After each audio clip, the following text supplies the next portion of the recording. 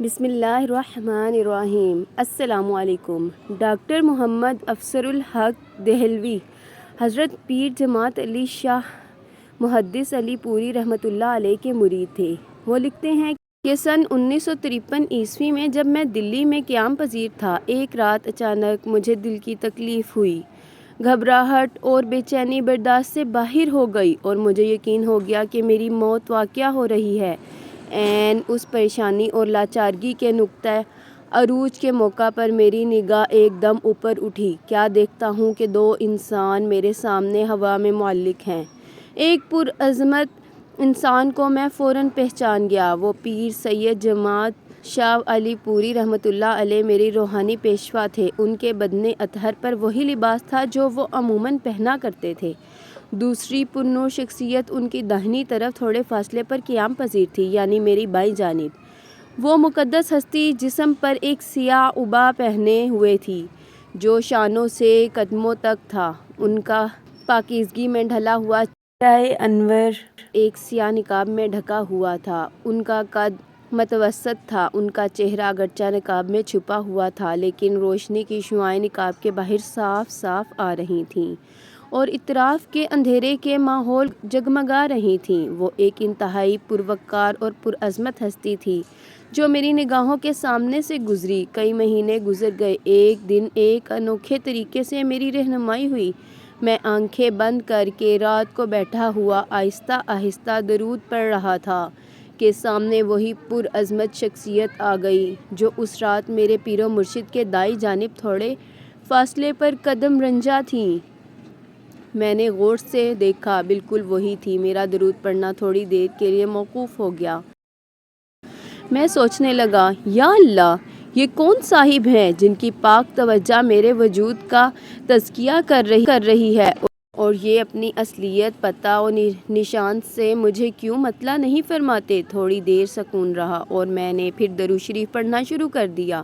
جیسے ہی درود شریف کا ورد شروع کیا، اسی لمحے ان کے نقاب میں ہلکی سی جنبش ہوئی اور چہرہ مبارک کے خد و خال میرے سامنے جھلکے اور مجھے اندازہ ہوا کہ آپ مسکرا رہے ہیں۔ ایک دم مجھے خیال آیا کہ کہیں آپ ہی حضرت صلی اللہ علیہ وآلہ وسلم تو نہیں؟ جیسے ہی یہ خیال آیا، میں دیوانہ وار آپ صلی اللہ علیہ وآلہ وسلم کے قدموں پر نچھاور کرنے کے لیے اٹھنا چاہا، مگر میری آنکھیں کھل گئیں اور محبت ختم ہو گئی۔ میں نے سوچا کہ کیوں نہ میں درود ہزارہ کے علاوہ اور درودوں کا ورد شروع کر دوں جو کہ آپ صلی اللہ علیہ وآلہ وسلم کی مسرت کا موجب ہو۔ چنانچہ میں اردو بازار جامع مسجد دہلی گیا اور درود شریف کے متعلق کتابوں کی تلاش کی۔ مجھے بہت سے چھوٹے چھوٹے کتابچے مل گئے جن میں طرح طرح کے درود لکھے تھے۔ میں نے وہی پڑھنے شروع کر دیے۔ ہر جگہ ہر وقت درود شریف پڑھنے لگا اور سوچتا تھا کہ درود شریف پر کوئی ایسی مبسوط کتاب مل جائے جس کا ورد میں باقاعدہ کر سکوں۔ حضور نبی کریم صلی اللہ علیہ وآلہ وسلم کو ہمیشہ یاد کرنے کا یہی سب سے بہتر طریقہ ہو سکتا ہے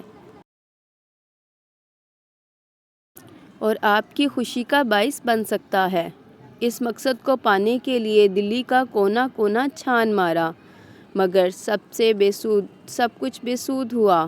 ایک دن میں اپنے فلیٹ میں مغرب کے بعد بیٹھا ہوا کچھ پڑھ رہا تھا کہ یکایک میرے سامنے ایک ہاتھ دکھائی دیا۔ میں فوراً ساکت ہو گیا۔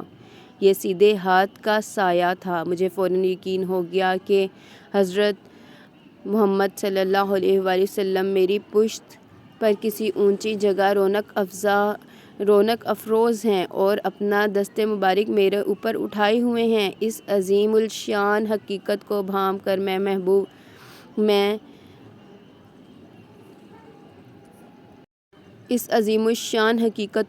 کر میں مبہوت ہو گیا۔ آپ صلی اللہ علیہ وآلہ وسلم نے دست مبارک سے اشارہ فرمایا جس کو میں فوراً سمجھ گیا کہ کہیں جانے کا حکم ہو رہا ہے۔